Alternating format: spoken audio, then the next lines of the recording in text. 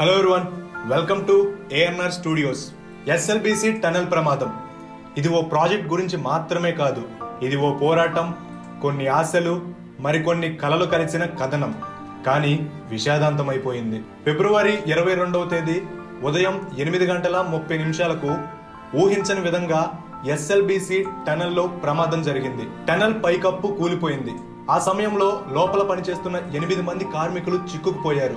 వాళ్లను కాపాడాలని ప్రయత్నాలు ప్రారంభమయ్యాయి. కానీ వారం రోజులుగా కొనసాగిన ఆపరేషన్ చివరికి విషాదాంతమైపోయింది.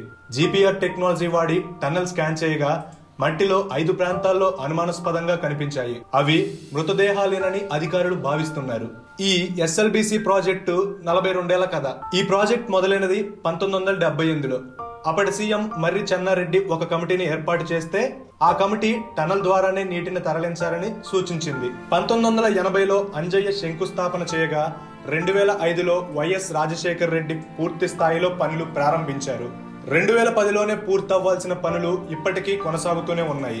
ఇప్పటి వరకు 2647 కోట్లు ఖర్చు అయినా ఈ ప్రాజెక్ట్ ఇంకా ఎందుకు పూర్తవలేదు? ప్రాజెక్ట్ నిధులు కేటాయింపులు ఏమయ్యాయి?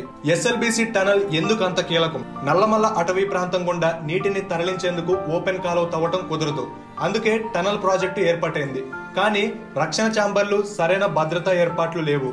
అదే ఇప్పుడు ప్రాణాలు తీసింది.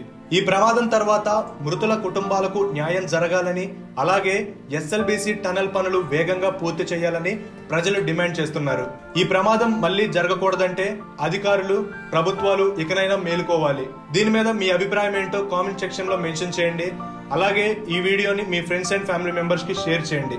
మరిన్ని అప్డేట్స్ కోసం ఏఎన్ఆర్ స్టూడియోస్ ని సబ్స్క్రైబ్ చేసుకోండి. Thank you for watching.